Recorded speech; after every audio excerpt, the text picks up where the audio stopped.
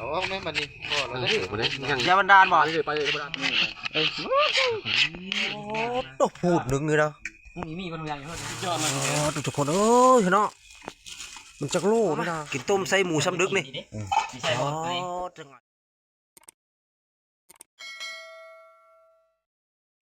สวัสดีสบายดีทุกคนไม่ค่อยกว้างสบายดีตอนดึกทั้งมุกไก่กับประดานมื้อนี้นายพานสิมาหุบหมู่บ้านเพราะว่าวันบ่ได้กินหมูป่ามาหลายมื้อแล้วก็พอดีมาบ้านเกิดก็พอดีหมู่บ้านเขาขาหักคนก็เลยหุบเดี๋ยวนี้เพิ่นออกไปเสิร์ชอยู่นอกบ้านเพราะว่าอยู่ในขอบเขตบ้านมันเป็นไปบ่ได้เพิ่นว่าคล่ำบ้านเฮาน่ะเว้าแบบภาษาบ้านเฮานะนี่กำลังค้างหม้ออยู่กระมอนพูดหรือเปล่าละไงพูดแล้วสับนี้ฮอแล้วสับนี้กาบใหญ่เวลาทุกคนเลยประมาณ35 โลติดหวานนี่จะได้เพิ่นเอามาพอดีน้องสาวกำลังสุมไฟมันย่ำหนาวทุกคนย่ำหนาวนี่นะอยู่กับไฟกับฟืนนี่เหมาะนะใส่มะยมนี่กาดึกเติบแล้วกากระพากันเฮ็ดกินมาเนี่ยหนังกรอบอีทุกคนจะได้เอาน้ำฮอลโลแล้วก็หนังกรอบๆเลยมาแล้วโอ้โหมันบริน้อยได้นี่2 บาทป่ะมาแล้วป้าหมูป้าซื้อติดไหนรถไถก่อนว้าล้านที่ใดได้น้ำมันแต่ชอบมั้ง2 นิ้วปลายได้นี่ประมาณ2 นิ้วยังกระตุกอยู่เลยนะติดหน้านี่มันตายครับโน้ยังกันนะคือห้อยหมูป้านะหมูตัวนี้เนาะนะคือเรียกห้อยหมูป้านะจะคือห้อยหมูป้าเลยคือหมูป้าคือเลยได้หมูเวียนรักตัวอนาคตแฝงมันก็คือเลยนะจะได้ใช้คนหลายเพศเป็นหมูตัวนึงผูกมันกว่าขึ้นด้านฟดเถอะน้องมันจะได้ทิ้งหลายเนี่ยไม่น่าไม่เจอมอใหญ่ด่านแล้วก็วิชาการเจ้าน้ำแบบว่าเอาน้ำฮ้อนใส่น้ำเย็นคนว่าต้องเส้นวันนี้ในกล้องเขาเอาสูตรเพิ่นนี่เพิ่นเคยเฮ็ดเอาเพิ่นไงเอาไปบดเด็ดปรุงเอาหม้อน้ำฮ้อนมาใส่ดิมาใส่น้ำเย็นนี่จังโฮดใส่หมูนะเราลุยเยอะลุมีย่อยเลยว่ะลองดู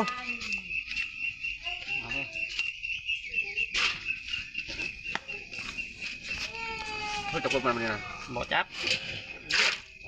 ขนาดยามันผงมาเพียวไปนะยุ่ยขนาดนั้นนะ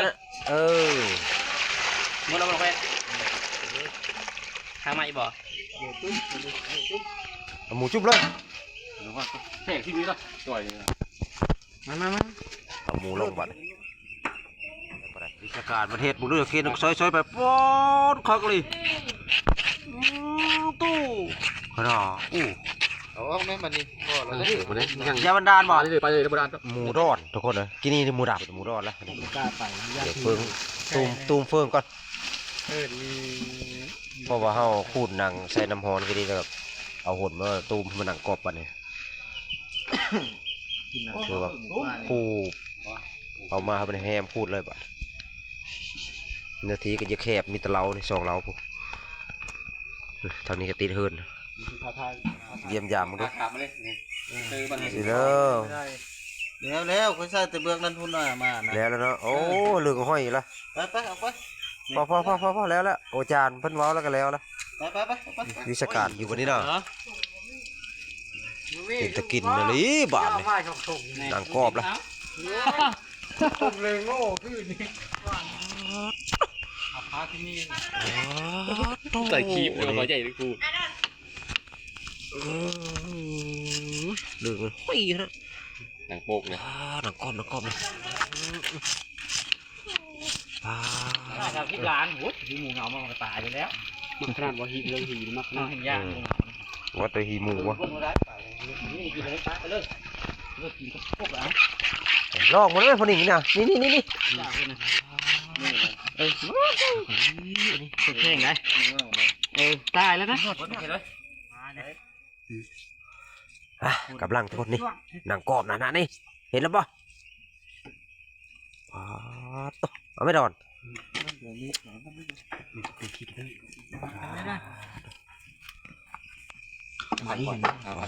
สีงามเลยสีขา ทุกแล้ว หมูตัวนี้นะทุกคนซื้อ1,500,000กะตีเป็นเงินบาทกับประมาณ2,000 กว่านี่แหละแต่ว่ามันมาแล้วหมูใหญ่ต่ำก็เลยจัดการเพิ่นหุ่มกินหิวหมูป่ามาแล้วเอาหมู่บ้านเลยก็เลยหุ่มกัน1,000,000บ่ฮอด2,000มานี่นะล้านนึงประมาณ1,000 ปลายรุด500,000นะคือว่ามันเสียวขาดเลยนะใช้งานไม่ได้มีแต่กินช่วยลูกไอ้น้องเพิ่นมาเฮ็ดเลยนะกำลังสำเร็จอยู่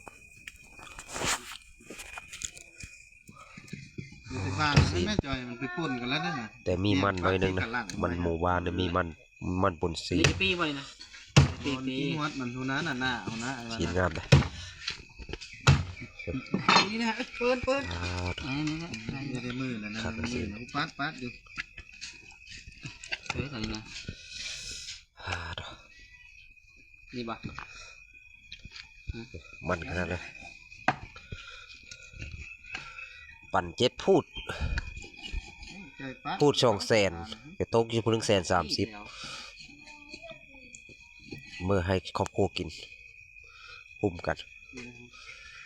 ถ้าขาบ่ฮักก็อาจจะบ่ได้กิน มาจ้องนะ ผู้ปั่นกับปั่นมานี่ปั่น7 พูด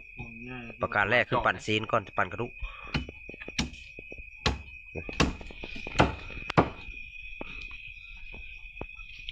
มื้อนี้บ่ได้ถือเอาโทรศัพท์เด้อโทรศัพท์ยี่ห้อก็บ่ดีปานใดนะกำลังปั่นผู้โค ของอีหันนะ กำลังโอ้พูดหนึงเลยนะ มีบรรยายเฮิร์นไงมึงหาตรงวะ บ่ได้น้อยได้คันจักโลนี่ มือเสานี่ 2 โล 3 โล 3 โลพุ่นแหละ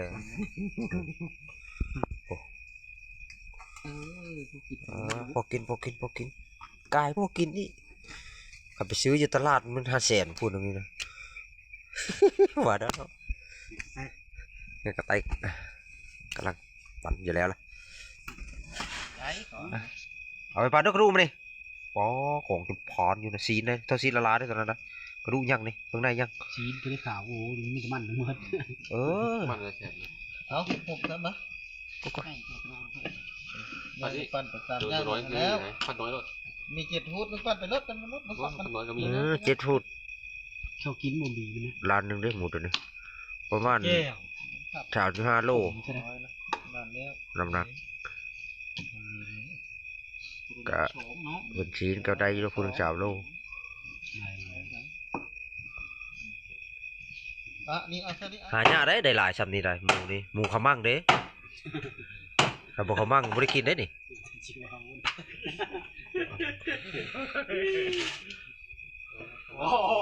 เอาบ่มีเด้ผู้สิซื้อล้านหนึงมาหุ้มได้ถ้าบ่เป็นอันใหญ่ เนี่ยเย็นเนาะ หลายทุกคน7 พูดบ่ฮอดสุดยอด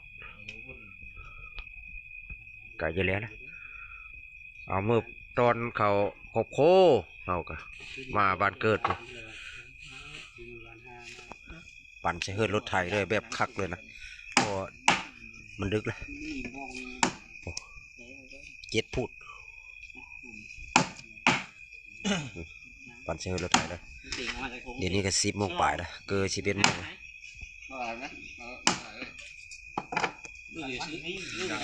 แต่เฮาบ่ได้กินได้สักคนเลยเพราะว่ากินข้าวแรงแล้วล่ะตกลงกันได้ก็เลยหุ้มเลยนะก็กินกับพระรามพอดีบ่ได้กินแบบกินกับครอบครัวให้มันเลยได้แล้วก็แยกไปแยกมันปักมือ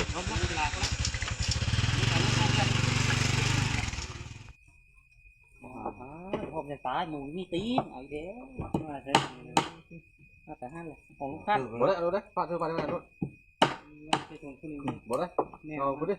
แน่ บ่ได้ว่าปอด มีได้จำได้นะผมว่าอีกแล้ว บ่ได้ นายโยกนะก็ไม่รู้จัก มันนะดูกระดูก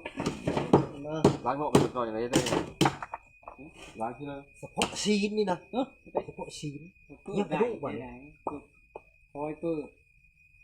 ลีนะ โอ้ตีนมันกับฟักเลยป่ะ กระโดดเลยนะกระโดดกับเหม็นนะ โอ้เราฟอกได้นะ นี่เริ่ม ตีต่อ หมดที่นี่เขาคิดเล็บจริงๆ เพิ่มไปประมาณนี้ มีหลายระเบียบ ฟักเลือดนะ เอาไปโชคโบอ้าวเมื่อไร รับเลยนะตุ๊กนะ หมอเลยจม เอาห่างกันเหลือบ้านี้ห่างกันเลยโย่ห่างเรียนเรื่องเบลอเลย ประเภทนี้มากไม่ใช่ใจเนาะหลายคน ทุกอย่างมีว่าท่องไม่ใช่เลยท่องนะทุกอย่างใช่แล้วบ้าน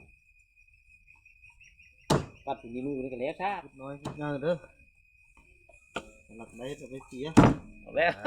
ต้องข้าว่าตรงทางห้ามเอาห้ามเอาห้ามเอาเอาเนาะเรื่องวันนี้12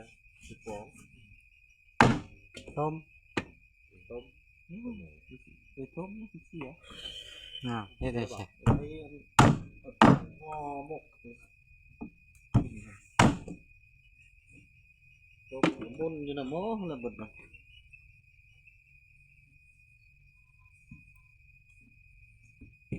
ตาย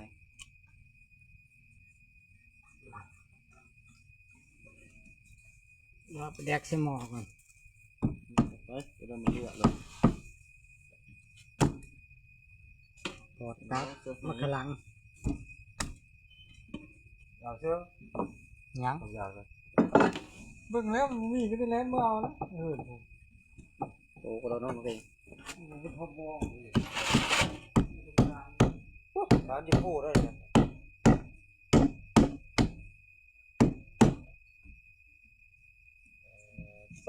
ก็ได้คู่โคตรปี ถ้าไปขายนี่พูดอะไรกันเนี่ย200,000เนาะ 1,500กับบิก็เลย246อันนี้มีแต่ภาพเลย เออ สภาพเอ้านี่ก็ได้คู่คน ใช่เฮ็ดตีนนะ กินเลยคู่คนอีกบ่ ใส่นี่ใส่มัน ก็จี้หูมันนี่นะ ใส่ไปโรงเรียน จี้หูนี่นะ ล้อมาเนื้อหมูนี่เลยได้ อ้าวเอาไปแล้วเอาใส่ถุงมาเลยเอาเท่านี้แล้วถุงนะโอ้โหได้ผู้เดียวถุงนะเตรียมใส่ถุงหลายขนาดเลย จะพูดชิ้น ลึกเลยเนาะลึกเลยพูดนะ หาแม่งเป๊ะยอดเลย ทุกคนเนาะมันจักโลนี่นะอันนี้130ได้นี่โอ้อย่าติดบึงดิช่วยชิงนะติดบึงก็ ประมาณ3 โล กว่านะ ว่าน้ำครับ หูดนึงอันนี้นะลึก กับนี้มันก็เช่าเอสว้ามันจะหายไป10 โลโลเพศหายไปทำนั้นด้วยทีมันก็สิหดบอก5 โลงอ ติดบึงก็ก้อนติดบึงก็จักโลดิ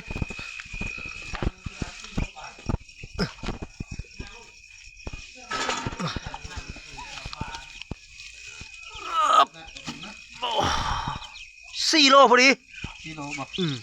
4 โลติดบึง บ่ฮอดโตสิ หมูฮอดตัวนี้บ่รู้เลย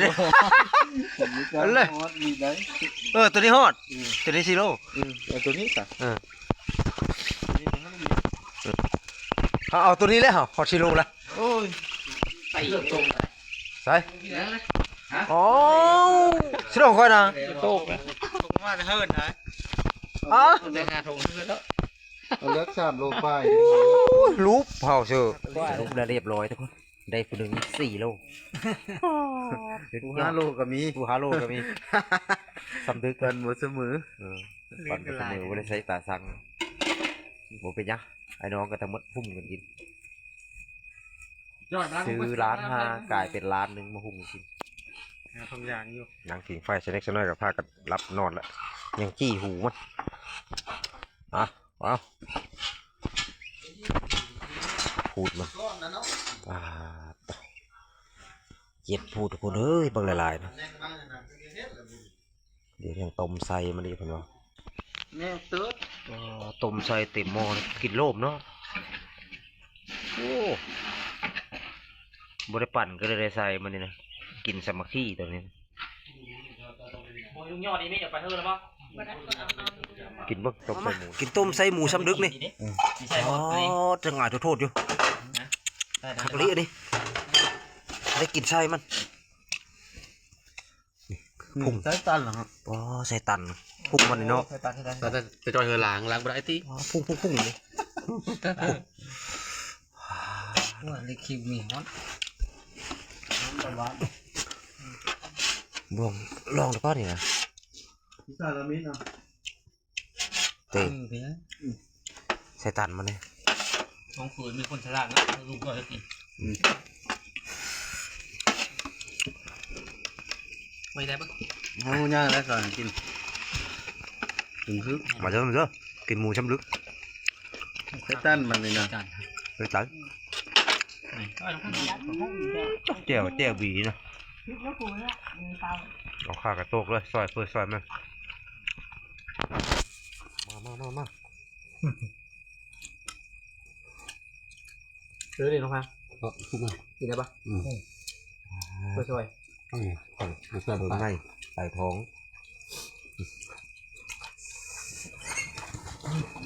เด้อโอ้ได้ให้โคอีกบ่แห้งเนาะ ไม่นอนแล้วบ่โย่69 67 64 58 48 84ว่านี่ตัวบักง่าย โคตรน้อยนะไม่นะ อิ่มเรียบร้อยทุกคนบาทสิได้รับได้นอนแย่งย้ายกันมือมันก็ยังกินอยู่สุกคนเฮาอิ่มแล้ว ก็กินสำดึก11 โมงเด้อกะพอกินทุกคนพอได้หลายหนึงซีนมันป๊อดมาบ้านเกิดเก่าพอดีหุ่มหมูน้องเคยจบคลิปทุกคนเดี๋ยววิดีโอหน้าผมพอเดี๋ยวไม่โชคดีสบายดีแล้วสวัสดี